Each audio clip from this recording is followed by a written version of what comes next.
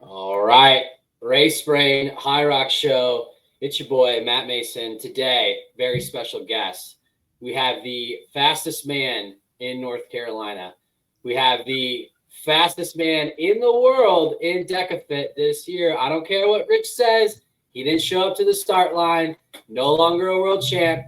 We have the reigning DEKAFIT world champion, the reigning HYROX North American champion.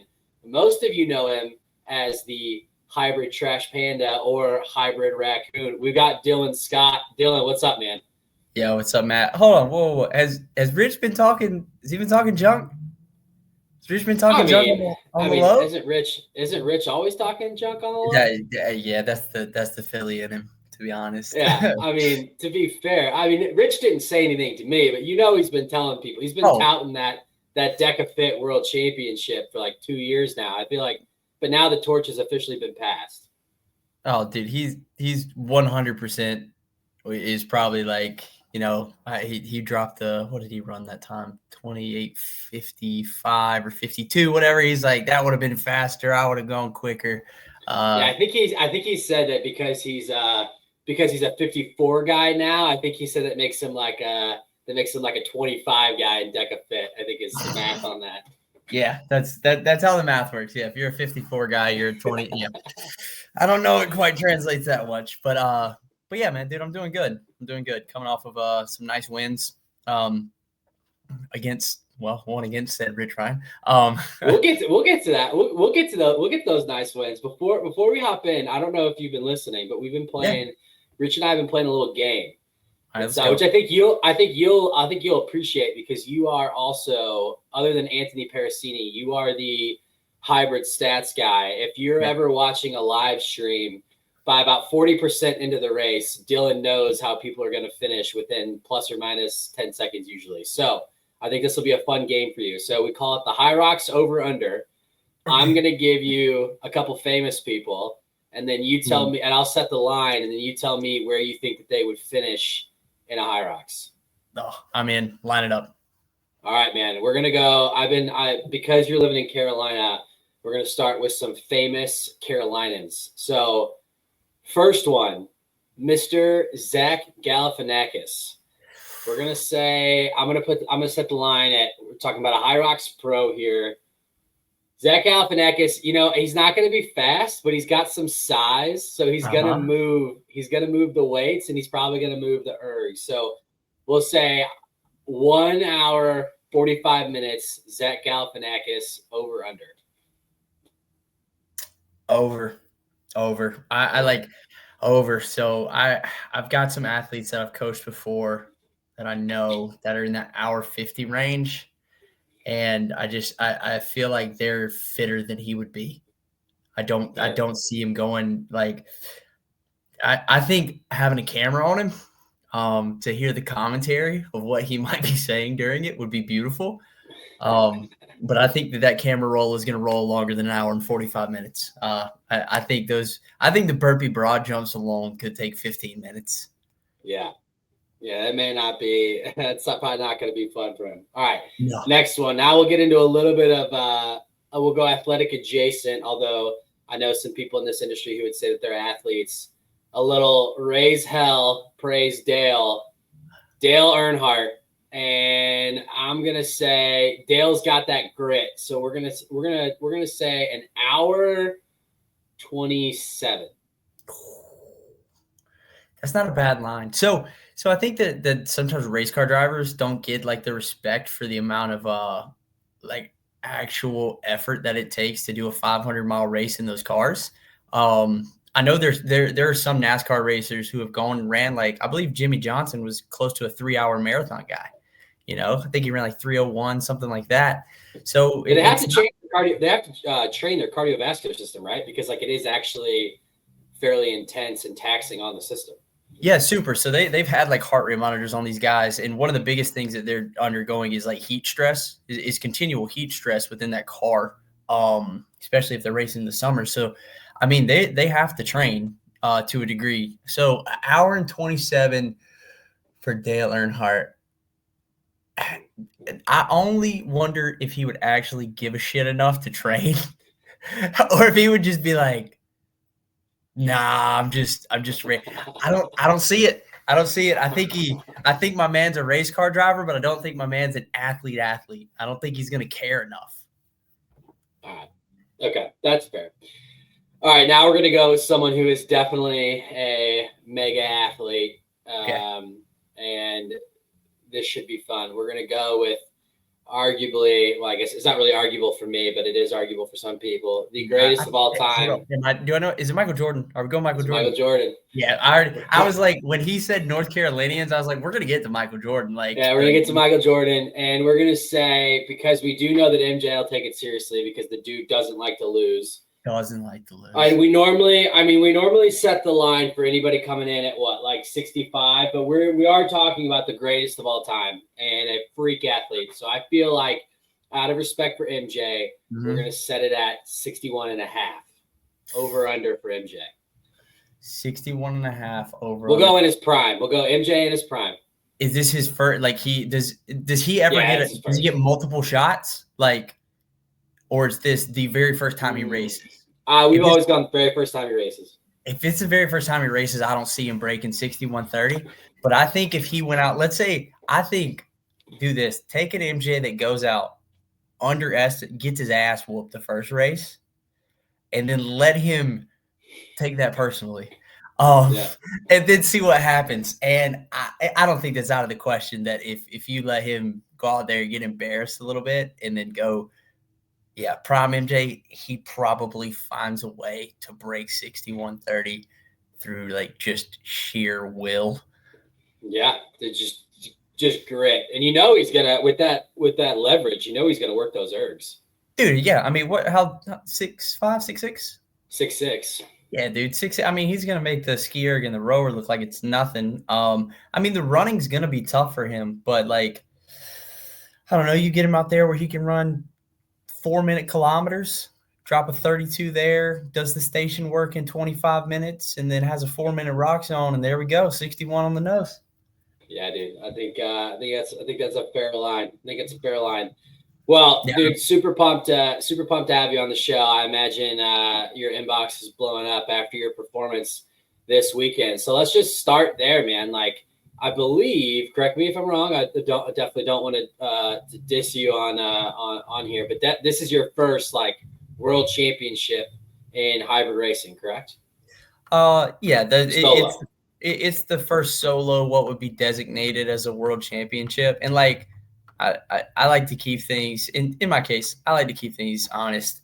It's hard for me to call that a world anything. Like, let's keep it real. Like, that's Alphonse was there. Alphonse, okay, I'm sorry. The Spanish Rich Ryan was there. We did have the Spanish Rich Ryan there. That is true. His boy was there. And so, like, I mean, we had some people from Spain, some people from France, Canadians, maybe from Mexico or something like that. But I mean, come on. Like, I understand the optics of it, what you're trying to call the race, because you're trying to make it that. You've got a global impact to a degree with races in Australia and Europe and here. But who I lined up against was primarily Americans with a couple of Spanish people mixed in there. I beat some good folks. I won the championships, but dude, I have such respect for the sporting world that, come on, it's like Noah Lyles said, the world champion, like, really? Yeah. Okay. All right. Well, all right, fine. Either way, it is a championship, but absolutely. It is a solo championship that you did for take. Sure. Dude, talk to me a little bit about that, because I think the question that I have coming into this is like, and we can talk about the race if you want to talk about the race, because I certainly don't want to take that away from you. But I'm also curious, like, anyone who knows you or follows you online, there's no one that trains more than Dylan Scott. There's almost certainly not. I don't think there's anyone. There's one guy. And I'll tell you, he's his name is Hugo Huge. Okay. And I've seen you repost his stuff. Dude, the volume that Hugo puts in slightly outdoes me. But that's it. That is maybe the only person I know in the HYROX world that outtrains me is Hugo. Outside of that, I'll put just about anybody in the bag. Yeah, I was gonna say the only person who is probably remotely close is probably Meg on the women's side. She also puts up pretty crazy volume. But I guess where I'm going with that is like, I think the one thing I'm just like kind of curious to hear from your perspective is like, you train obviously like an endurance athlete, you train arguably like an ultra endurance athlete. And what's interesting to me about this race, obviously you're a very strong runner. You've got a background in running, but like most people aren't able to really do DEKA and HYROX well, right? Like, other than like the Terminator herself, Lauren Weeks, who seems to not need to be specific for anything and could just crush whatever race she's doing. Most people that are HYROX racers need to specifically focus and sharpen up for a DEKA. They need a focused block. And I'm just curious, like, how do you get yourself ready to be able, I mean, do you just take the mindset of like fitness is fitness? And if I'm just fit, I'll be able to toe the line and insert like the old Matt B. Davis parking lot argument, like my fitness will carry no matter what we're doing. Is that kind of how you approach it? Pretty much. Yeah. I fully believe that like that fitness is fitness. There's always a level of specificity to things that you need to have touched on a couple of things. But also I think when you have a background of years and years of doing stuff, I also believe the body remembers. And so when you switch kind of where your focus is for whatever race you're doing, when you go back to, if you've done big specific blocks for particular movements and stuff like that, when you kind of go and remind the body, hey, this is what we're doing again, it comes back. So I'll say leading into like DEKA, I didn't touch a ram and I didn't really touch the assault bike for, a good period of time. I maybe hopped on and did 2 or 3 assault bike specific workouts within a 2-month time span before the race, and maybe touched the ram 2 or 3 times at most. Didn't ever touch a tank or anything like that, but just was like, ergs are ergs, running is running, fitness is fitness for a lot of these things. And as long as I felt comfortable withstanding the couple of places within the race that I knew where my weakness was, then I would be able to translate it.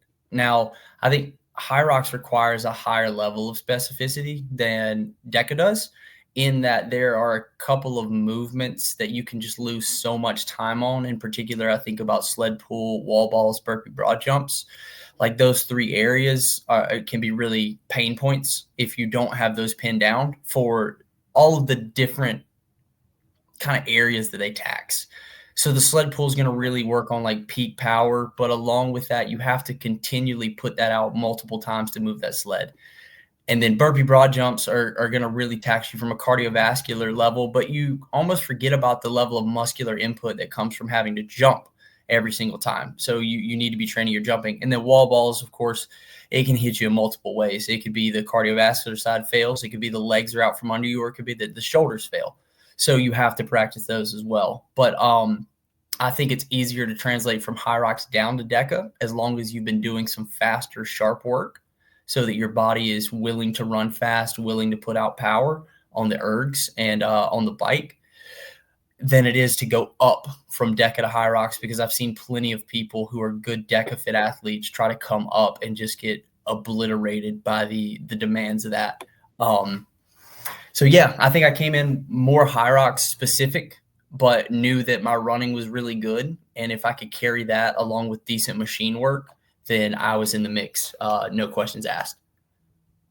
That's interesting. So, because I think that people that maybe don't know you super well, I think like would associate you as being like the station guy or the erg guy, because that's a lot of your content, right? Like you see a lot of like, you do spend a lot of time on ergs. You do spend a lot of time on stations with some AMRAPs, a lot of like Metcons, things like that. But when I look at your, what kind of like, I think what some people may not realize is like the thing that actually separates you probably in HYROX and also in this DEKA race is actually your running ability. I just looked it up just like for the sake of, because I was curious how it compared to Rich's win at DEKA Worlds 2 years ago. I was 9 seconds slower. Yeah, you of course you know that. Yeah, you know all the numbers. But that's my point of like, even though you may not necessarily have been super sharp in terms of the DEKA movements, a 17:08 5K time for Deka is pretty. I mean, if we're talking road racing, I mean, you could probably run what do you run a road race? 15:45, 15:50. Probably, I think I could split a 15:50, 15:55 or so. I just think I'd slip right up under 16 at the fitness level I have right now. Yeah. So then, like in terms of percentages, though, you're actually able to in a Deka, you're able to access a fairly high percentage of your road 5K sure. time. And then also same thing in HYROX. Like HYROX, like the running isn't fast, but if I recall in your Dallas race that you just did, was a little less than a month ago now, you were running like, I mean, Rich even talked about it, like he just couldn't hold on to you in the runs. You were running like what, like 3:30s to 3:37s. Yeah, it was right there in the mid 3:30s, and I mean honestly, from a fitness standpoint, my runs kind of faded about 3:37, and that was all like intentional. I'll be honest, had I felt better that day, like from a different not from a fitness perspective, but just from like GI problems and stuff like that, I don't think I would have had any Shout problem. out Nutella. Shout out Nutella. Fuck that shit. Oh man, what a stupid move. What a It's good though. I don't blame you for doing it. No, it's delicious, but it's just my dumb self not knowing that there was skim milk in it. Like, dude, that Nutella put me in the locker. But all that said, like, yeah, I feel like that is one thing that I'm really good at is my compromised running. It doesn't take much of a hit from station to station.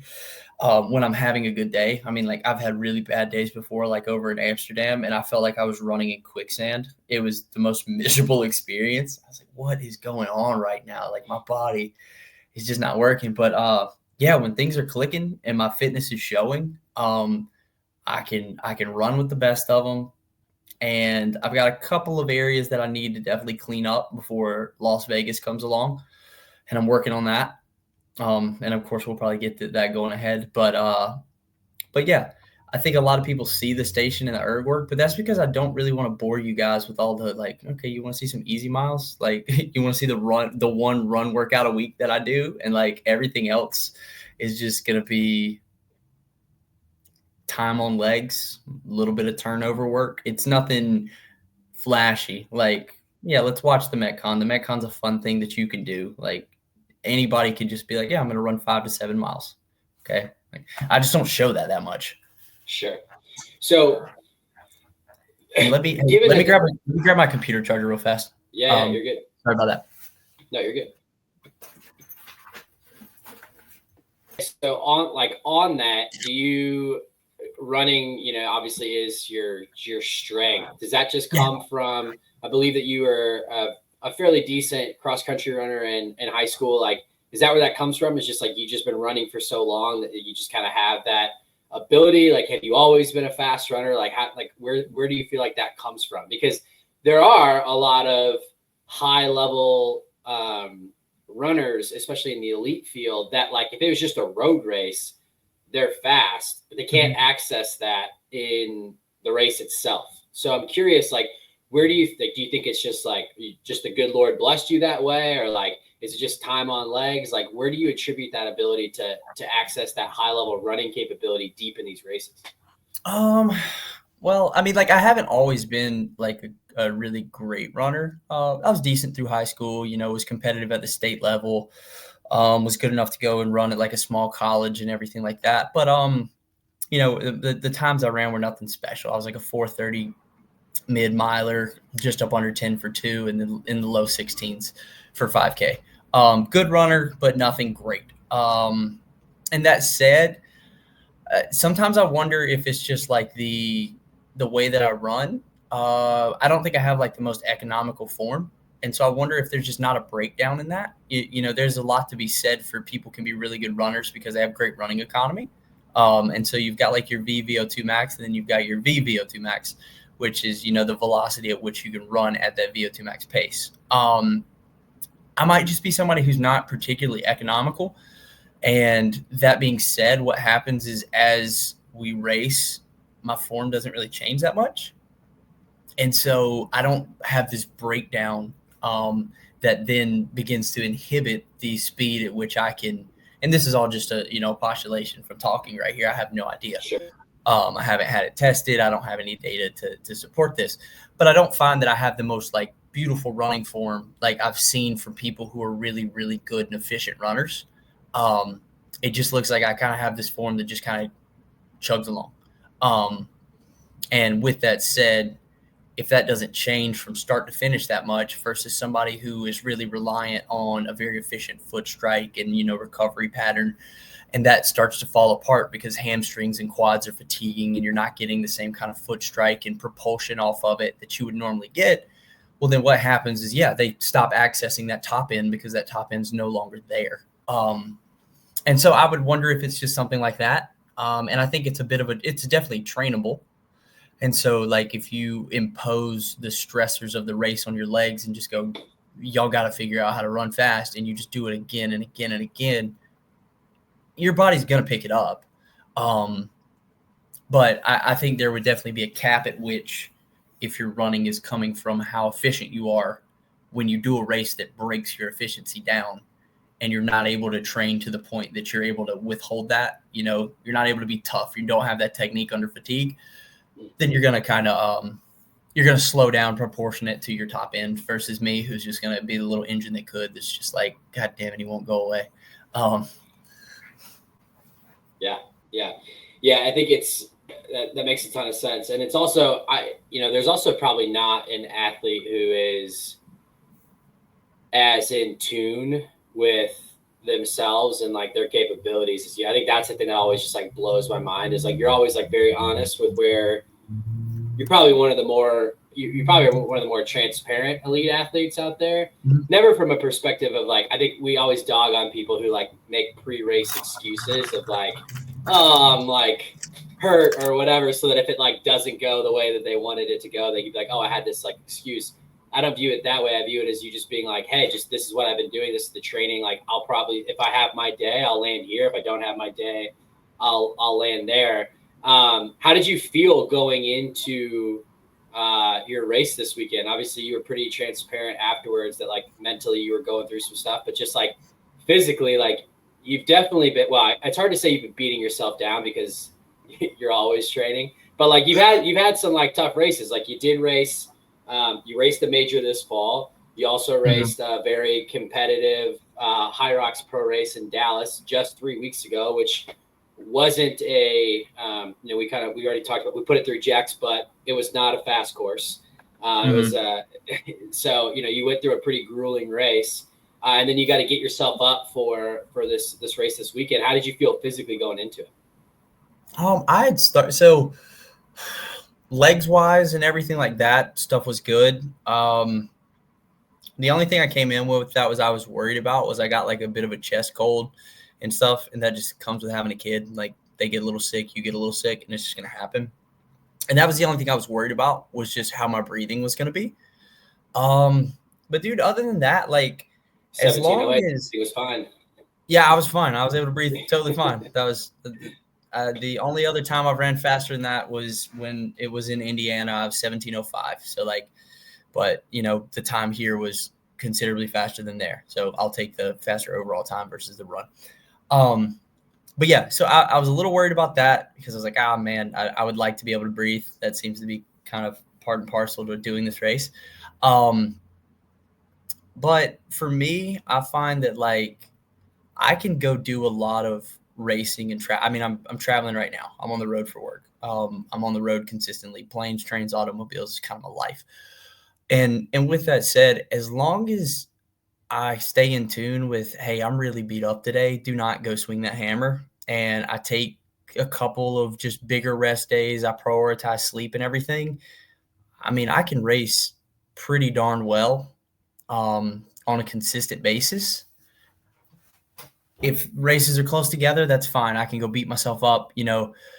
I think one of the probably biggest, one of the craziest things that I did was maybe turning around at Washington and being able to go win that race and then come back the next day, within 16 hours and go head to head with Jarrett. Ruck. Yeah. And take Jarrett to the damn line as we both broke what was the record for the fastest time in a ruck race. So like, I know that's your boy, so I have to ask: had you not sold your soul the night before, are you taking Jared down in that ruck race? Oh yeah, absolutely. He's not like, he beat me by 2 seconds, and I spent a considerable amount of time from run 5 to the end running with my fingers up under my vest, pushing into my abs because I was cramping so bad that like that was the only way to keep it from knotting up to where I couldn't run anymore. And so I'm pretty sure I gave up at least 2 seconds dealing with that. So he knows you got him. He knows head to head. Yeah, head to head. I like, you put me out there fresh, there's a decent chance that I could have taken it into the low 59s, possibly 58 high. Like, I fully believe that was what I was capable of doing it. But that said, knowing that my body can give me that, can give me a crazy good race and then come back the very next day and be pretty beat up and still do it. And that was with a 6-day turnaround. That was with racing Florida on a Saturday, DC on Friday, DC Ruck on Saturday, and then like recovering from that. I had raced the weekend before that doing a road race. So yeah, I think as long as you eat enough and sleep, like, you'll be all right. Yeah, for sure. For sure. So talk to me about, I'm curious, you are someone, like I kind of preface this, you are someone who like knows yourself and knows your ability. You're also not a rookie in this thing. You've done nearly 30 HYROX races. You've done quite a few DEKAFITs. You've also won the Deka Ultra. You know how to race. But what's going through your head when on run 1, I just looked, your run 1 was 132, which, if I'm not mistaken, translates loosely to a 521 pace. So when you see those guys go out like a bat out of hell, do you just think to yourself, like, that's a mistake, they're going to come back to me? Or do you think like, oh, I need to go with them? No, I have a pretty good gauge on my effort levels. And I also know that I'm going to get a check about 4 minutes into the race when we get on the rower as to whether or not I'm gauging properly how hard I'm working. So like when I'm doing the runs out there, I don't race with a watch or anything like that. So I don't take a split. I don't run that first run and go like, okay, we ran this. I wait until I get to the erg. Do you do the same thing at HYROX? You don't run with a watch? I guess I never realized that. Never raced with a watch from day one. I've always just raced. Always just raced by feel. And I use the ergs as kind of my like checkpoints to see like, all right, this is the effort level that I feel like I'm giving. What is that translating to on the screen? And that can normally tell me how a race is going. So kind of what happened with that was I was like, all right, I know they're top end running just sprint wise, not a fast sprinter. They're going to blow away from me. That's fine.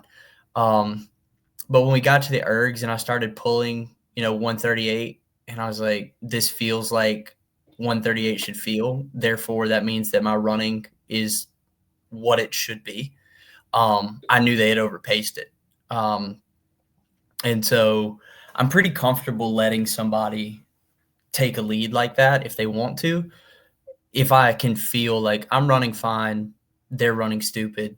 I know their fitness level. I know my fitness level. And this is a 30-minute race. You can have the first 4 to 5 minutes. Like, take it. Yeah, because if I'm reading this right, Deka, if anyone from Deka is listening, your leaderboards and race results are tough to read. But if I'm interpreting this correctly, you came out of zone 1 in 8th, came into the row 2nd, and then stayed in 2nd until the box jump step overs, where then you got to the med balls, and then basically the race was yours after that. You led the rest of the way out. So obviously no disrespect to the other competitors in the field, but it basically was I think it was a little close, kind of through the middle there, but then you obviously you held on and beat your boy Grayson Kilgore by about 30 seconds and your boy Nick Riker by about 50 seconds. So awesome win there. I guess I'm curious, as much as you're willing to share, you're pretty open on Instagram afterwards, kind of that it's been a tough go for you as of late. And, you'd also kind of mentioned that a lot of people have been, very kind and reached out.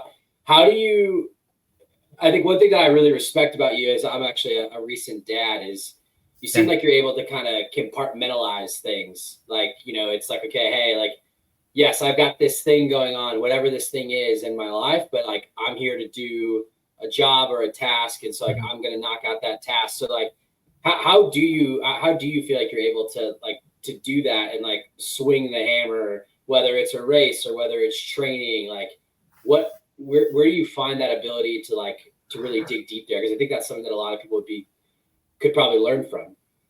Yeah, I think it's a skill. I think it's developed over time. Um, and I think it's developed with experiences in life. Um, and so I would say that it's something that, when you go through particular time frames as you're developing, and for me that would be through my teenage years, when you're being asked to do probably above and beyond what it is that would be expected of somebody your age, when you have family dynamics and relationships where it's just like a lot is going to be put on you, and I'm going to need you to figure out how to be multiple things to multiple people when maybe you shouldn't have to be those things. um, you just learn how to shut down, for better or worse, certain parts of yourself, so that you can fulfill those roles.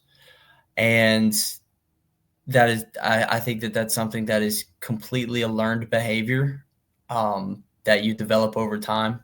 And it, it's not a bad thing to have. Um, I find it can be very helpful, but I also find that it's something that you have to be a little careful with, because you also have the ability to shut down and just become kind of cold. Um, and what that can do is that can kind of just dissociate you from relationships in a way that you don't want to happen, because what happens is you become so focused on a particular thing that you're trying to accomplish, that you have compartmentalized. You've just taken everything and shoved it to the side, and you create this one focal point on this one thing. So if you're not able to access those other compartments, and to open yourself back up, it can be harmful. But I think that it definitely has its place in, you have a job to do, you have something you want to accomplish. I know there's a lot going on behind the scenes. It's nothing that you can address right now. So what you're not doing is you're not putting something aside, and you're not failing to handle what needs to be handled. But what you're understanding is, like, this is emotionally heavy, and this is something that you have to deal with. But now's not the time. The time now is for what is the task at hand, and that needs to be the focal point. Do what's in your sphere of influence right now, and then come back to this when it's time to come back to this. Um, and that's just something you train yourself to do. Hmm. It's almost like it's a lesson in like the art of being present is what it sounds like. It's like, look, I'm not saying that these things don't matter. They do matter and I need to handle them. But like right now in this moment, I can't actually work on that. Like I need to focus on this. So me putting my effort and energy towards this in this moment isn't going to be beneficial for that or this. So I'm going to be present Mhm. in what I'm doing. Yeah, and that's some, like, I would say presentness is a thing that I'm working on. Like, for myself, I'm able to be extremely present when it comes to racing, because I think that it just requires so much of you, and it's so stimulating that, like, you can't not be present. But I would say definitely as a person, that's something that I'm trying to work on. Is that ability to consistently be present in all of those areas of life, even the ones that require not having, like, to be on this high level where you're really really locked in to stimulate. Some, like, trying to figure out how to be present while at a low, is kind of hard for somebody like me, and so that's something that I'm having to learn as well, because I'm 29. I'm not young by any degree, but I still have a lot of life and a lot of things to learn. And, with you saying you becoming a new dad, you're definitely feeling and learning these things along the way, because I feel like my kid teaches me so much, um, and slows me down and causes me to appreciate things that I just gloss over on a daily basis, because as they newly discover them, the energy and enthusiasm they have for it makes you look at something and go, like, wow, that is really fucking cool. Like, Yeah. And so yeah, it's a long way to kind of get around to everything. Yeah. Yeah, I mean that's a good word. It's interesting. There's like this journey is different for everyone. Like I think it's funny to hear you say like, oh, like I feel like when I race I have no choice but to be present because it's like all encompassing. Whereas like I would actually probably give the opposite answer, which is like if I'm not in a good place, it's hard for me to like because it is so demanding, it's hard for me to want to go to the well, if that makes sense. Because it's like, oh, well, I'm just not in it. Like Yeah. things suck right now. Like I don't want to go to the well for this effort or for that. So, yeah, that's definitely interesting. Yeah, I mean, that's not to say there aren't times that like if I come into a session and I'm just just mentally overwhelmed, like have way too much going on, dude. Sometimes you try to go there, and it really is one of those you're like can't do it. Like I don't. I'm engaged, but I'm so fatigued emotionally that I can't. Yeah. And so, no, I completely understand that there are definitely times where that happens as well, where, it's like I can't bury myself today because I'm already so underground right now with other stuff. I'm gonna need to use this shovel to dig the other direction. Yeah. Yeah. The mind is a funny thing because I have had some of my best sessions or races tired, sore, like physically not great, but like I could be feeling physically perfect, and if I'm not in it, it's just like I don't want to do this. Like Yeah. I don't want to swing the hammer. Like I don't want to do it today. So,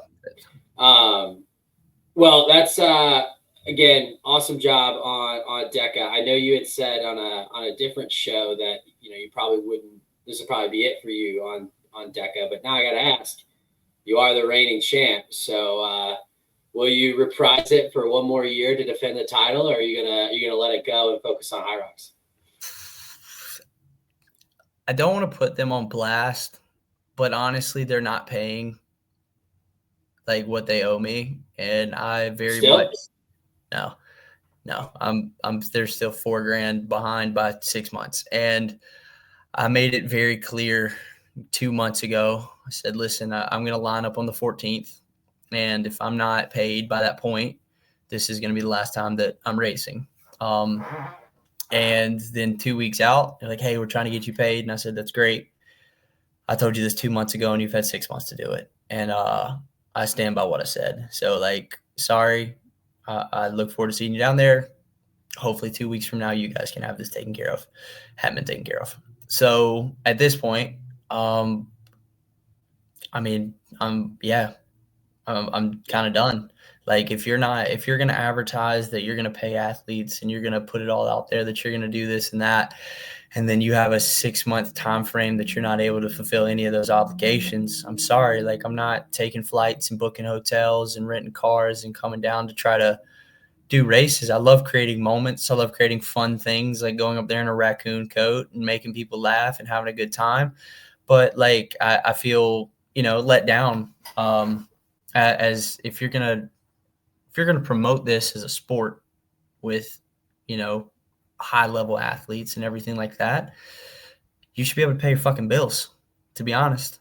Like, and so if I tell you guys, I've given you a very reasonable time frame to make right on your promises, and you're continuing to let me down, I'm not going to spend my energy with you anymore. Like, it's great, but you've completely dropped the ball, and somebody else will probably be world champion unless there would have to be a drastic change within their kind of organization and how they're handling things. Because right now it's nothing that I particularly want to be investing my time and energy into.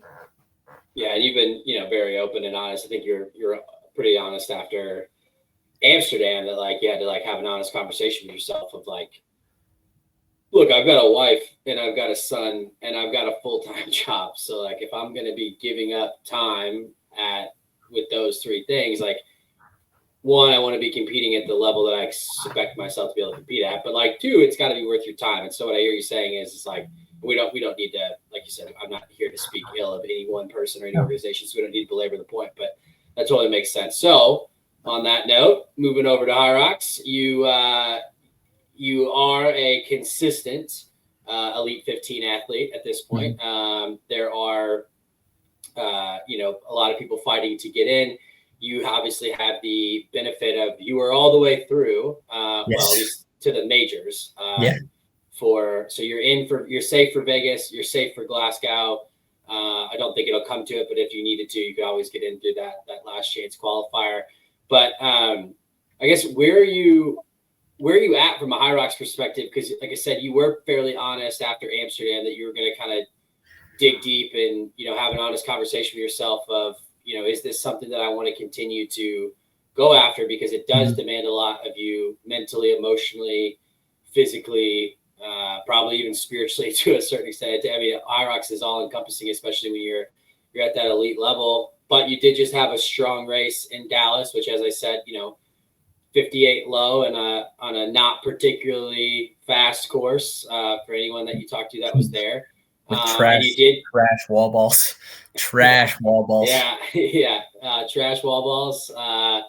And you strong competition. Rich was, riding the high, and Kent was there, and you had some other not elite athletes, but you had some very strong athletes in the field, and you did well. So I guess give the people an update. Like, how are you feeling about HYROX? How are you feeling about the season? Like, where are you kind of at mentally now with that? Yeah, so I really needed Dallas for my head. And that was very good to go down there and perform like that, even while honestly not feeling the best. I can't say that I won, but I kind of won ugly. And there's a little bit of luck involved in that. And I think I'm better than that. I think I'm faster than that. I mean, I'm in for it.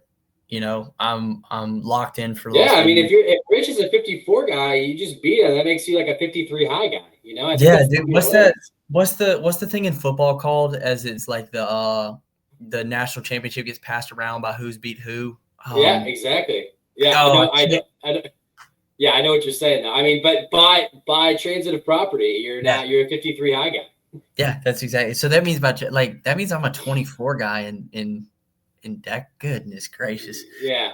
Whew, I didn't realize I had that much fitness in my pocket. Fast. Yeah. Boys fast. But yeah, so I'm locked in for Vegas. And I want to find my way into the Elite 15 again. And honestly, dude, I just, coming off of Amsterdam, that was just hard. It was hard mentally and emotionally, but I'm somebody who, when I take a loss, I've talked about before, I'll give myself, 48 hours in total to go through all the processing of everything, feel what I want to feel, isolate myself if I need to, just try not to be an asshole to anybody. That's really my biggest thing. Like, just because you're having a rough time dealing with a failure doesn't mean that you need to be mean to anyone, which is, it's really easy to be that, when you've just lost. Like, you don't want to talk to anybody and you want to snap on them. So kind of went through that, said, hey, go to Dallas, get your head. You're better than this. I looked at my training and I was like, your training's great. You can't consistently train great and race poorly. It just doesn't work. That doesn't happen. Doesn't add up that way.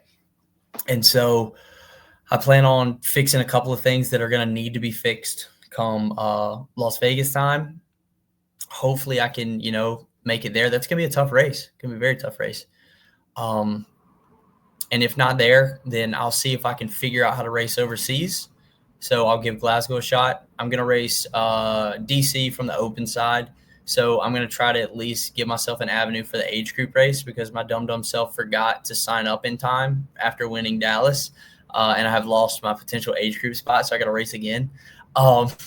Because I want to be involved at the World Championships at some level. Wait, I guess that's confusing to me. So even though you won Dallas, you didn't qualify for Worlds off that? No, I did, but I only had 48 hours to sign up, and I didn't see the email in time. And so they rolled it down to somebody else. Wait a minute. So even an Elite 15 athlete is getting the short end of this. Yeah, bro. No, I emailed them and everything. I was like, guys, hey, I'm sorry. Is this still available? I didn't catch that email. And they're like, yeah, we'll run it through and check. And they're like, nope, somebody already took it. I'm like, well, Ain't that a bitch? So I'll just go race somewhere else, and I'm gonna one way or another. You're gonna see my skinny butt on the course in Chicago, whether that be in the pro doubles area, whether that be in the Elite 15 pro doubles, whether that be in the age group, or whether that be in the Elite 15 overall. I have every intention to be there, because I know Well, that. I gotta ask if you, because we don't often see elites anymore racing opens. Actually, hardly ever, especially now that we came out with pro doubles. We don't ever see him do it. Our boy Ronco has the open world record from Cologne at a 50:38. Dylan Scott, the most in tune with himself person out there, is gonna run it open. You are a 55 pro guy, and the transitive property, you're a 53 high guy. So at North American Championships, what are we running? Does Ronkovich need to be a little worried? If the sleds are, I don't know what his sled times were. They were pretty fast. They're like low ones, maybe 120, 116 push, 158 pull. So that means, and that's obviously including the transition. So I think it was probably damn near close to a 60-second sled push. Yeah. So I mean, all that, like, if things are moving, and I'm just having a day for some reason, it's definitely possible.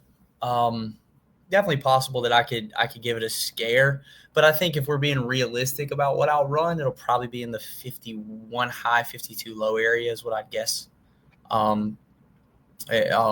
That's what I'd think. But again, if I go out there and it's just like ice skates and I'm just having a day, then it's very possible. But I know that Cologne course was crazy fast.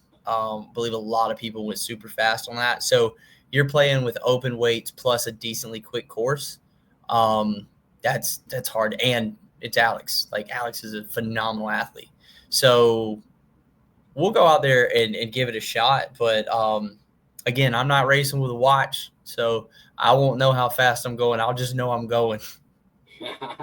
Yeah, it'll be interesting because that'll probably be the closest. Well, you've done some. You took a shot at the open doubles world record with Nikita, so you are used to running HYROX fast. But that's probably going to be the closest that HYROX has ever felt to a DEKAFIT for you, because you kind of even said this, like, not necessarily being one of the stronger athletes there. Like, if there's not a lot of weight to slow you down, there's really nothing to stop you from running towards your top end ability. So you should be able to go low. So that leads me to my next question. If you're racing, if you decide that you're going to race open in DC, does that mean that you're not racing pro in one of these other races because you're going to go after the elite doubles with somebody?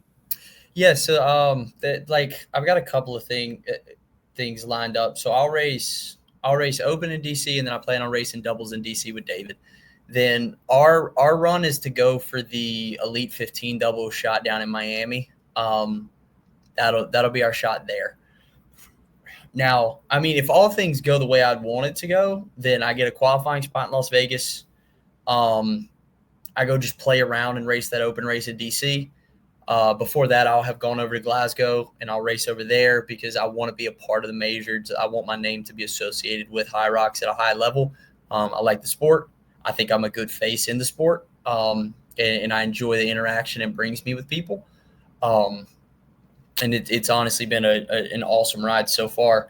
So, of course, I want to be involved in it a lot. And then after the DC stuff, hopefully I wouldn't have to go to anything last chance qualifier. So I would be able to focus in on Elite 15 doubles. I'd say, old man David, you need to figure out how to get your back right so that you can race, because a 31:30 DEKAFIT ain't gonna do it, brother. We need some more heat than that. I need you to stop playing around making videos for HYROX 365, damn it, get in the gym. But knowing him, you give David 2 months to get specifically fit, and that dude will come out there and be ready to roll. So we take a shot at that in April, and then just kind of see where life goes and see what we can do come June timeframe. But man, all this is contingent on being healthy, being lucky a little bit. It's always a element of luck in things. But I always think that if you're applying consistent effort in a direction, that lines you up to be lucky sometimes. So that's what I'm going to keep on doing. Yeah. So how do you think, because you're the first person that I've had the pleasure of interviewing, well, I guess other than Palaio, you're the first person that has, that you've got an auto qualifier for these majors. So you're not actually currently affected by this 2-time system that they have. So whereas everyone else, we obviously saw the past 2 weekends, John Wynn over in Europe is, racing back-to-back weekends to try to get a time to stay in the elites. You have the benefit of this year, at least you're in. But how do you think about, like, I guess this is going to kind of tie back to what we were talking about a little bit earlier from a slightly different angle. Like, are you just trying to stay present and like, I'll worry about next season, and this season, I'm worried about this season? Because, your fastest time, or at least the time that got you in, was that Washington major, which was a 56:37. It's not your PR. Your PR is from Fort Lauderdale a month prior, where I believe you were, was it 55 mid? 55:34. Yeah, so 55:34. But both those times, where that was February and March, so coming up now, they're going to roll off, and then you're going to have the times that you've had basically since from Nice onwards. So, like, do you play that game in your head of like, okay, I am trying to qualify, but at the same time, like you just said, like I do like the sport. I think I'm a good face for the sport. Are you thinking like, okay, I also need to go pop a time somewhere? Because I'm looking at it right now, the line, the cut line, this is crazy. We wouldn't have said this 2 years ago, is 56:51. Yeah. It's getting fast. So, like, do you think about that, or do you think like, look, racing will take care of itself? I think racing will take care of itself. I think if they have the same qualifying system, you bet just go win a major, find a way to win a major, find a way to go finish high at Worlds. I think you got to take it one season at a time. Like, if I'm looking past June, I'm looking past, like, if I'm looking into, how am I going to be? Don't worry about that. We got plenty of other things right now that we need to deal with that have more bearing on the near future. And so I'm not stressing about it. And I don't think that there's any need to. It wouldn't add anything to me from a beneficial standpoint to be worried about it. So I'm just racing, and we'll take it one season at a time. And if I got to figure things out next year, then I'll figure things out next year. But that's not the time for that. Sure. Yeah, I love that mentality. That's actually probably like the perfect mentality for, obviously, like I said earlier, I hope it never comes down to this, but I don't think there's anyone out there that if they had to run a last chance qualifier race and Dylan Scott was on the line, I don't think they feel good about it. No, and they shouldn't. They shouldn't. Yeah, that man's willing. That raccoon is willing to die on the course before he gives up. Well, dude, we went a little bit backwards. We talked a little bit about training methodology on the front end. We found our way to HYROX at the end. Super pumped to get to watch you in Vegas. Really appreciate you coming on the show. Last thing for you, I know that you do offer coaching, so I want to give yourself a chance to kind of plug your side hustles. If people want to reach out, how can they reach out? Are you taking clients? How can they, if anybody that knows you knows how to find you, but for those that this may be their first experience with the hybrid raccoon, where can they find you? Yeah. So from a training standpoint, I do everything through the Friesen method. And dude, right now, honestly, I'm grateful to be pretty much at capacity. Like, I've got a few people who have asked, like, hey, are you taking anybody on right now? And with my full-time job and then doing this on the side, I'm kind of capped out. Now that said, everybody who's reached out, I've been like, listen, I'll put you on a list. And as like things roll out, as people complete the races they want to do and they kind of want to phase out, I'll reach out to you. And we can try to do that because I'm always excited to work with athletes and help them achieve what they want to achieve. That's been one of the best parts of coaching, is seeing people grow and then getting messages like, dude, these workouts are, I'm feeling the effects of them and I'm seeing how they translate. And I'm like, yes, like that excites me. So I coach through the Friesen method. You can always reach out to me on Instagram. I'm just looking up the hybrid raccoon. Pretty responsive on there. And, just look forward to kind of what's coming with everything over these next few months. And was super happy to come on the show and talk with you, Matt, because I don't believe we've ever really, chatted at any point. No, we have not. Well, that's awesome. I hope people reach out. Final question for you.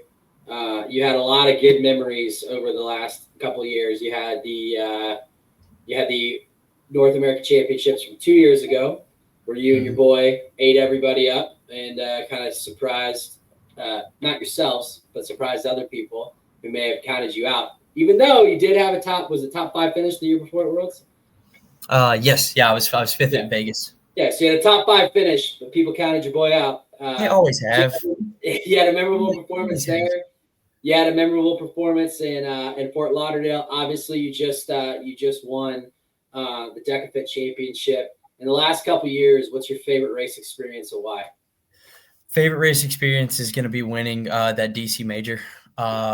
Having the footage of that, having my son there. I wrote on a whiteboard 5 days before he was born. I wrote up there, I said, "Son, I'll hold you on a championship podium one day, and I'll be there when you stand on your first." And winning that championship right there and standing on the top of the podium with him was fulfilling half of that promise. And now, I'm going to continue to try to win and try to bring him on podiums as much as possible. But I know that the second half of that promise is being there for him whenever it is that he steps into the world and decides that, hey, I want to be a competitor. Because I fully believe that he's coming up in a household where he's seeing that. And I really hope that that's the path that he takes. I'm going to support him either way. But that said, being able to achieve the first half of that was huge for me. And I'll always remember that moment. Dang, dude, I'm going to need I mean this sincerely. I'm going to need to go get a box. Now that I'm a dad, like that hits different. I'm like, yeah. I've never cried so much as I have the last 3 months of my life being a dad, dude. That's real, man. That's cool. Well, Dylan, so appreciate you joining, man. Hope to see you in Vegas. Well, we'll definitely see you in Vegas, but hopefully we get to catch up, have a coffee, have a beer or something. But dude, it was a pleasure. Really appreciate you taking time out of your day to join us. Absolutely, Matt. Thank you so much, man. And I'll see you in Sin City in about a month and a half.